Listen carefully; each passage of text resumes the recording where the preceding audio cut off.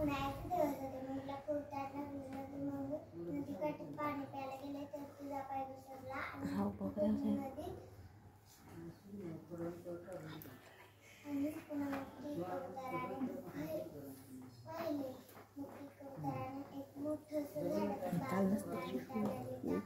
मग त्या हळूहळू त्या पानात चढली आणि मग त्या पानातून दमत दमत आली काठावर.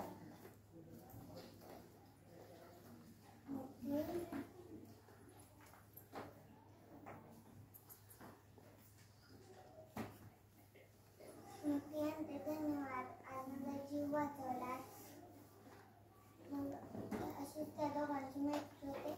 असेच काही दिवस निघून जातात. एके दिवशी दुपारचा एक शिपाई जंगलात येतो. मग त्याला काही शिकारी करायसाठी मिळत नाही.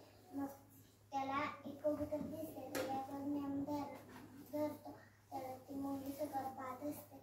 ती विलंब न करता त्या शिकाऱ्याच्या गालाकडून चावा घेते. मग ती शिकारी किंचाळतो आणि शिकारी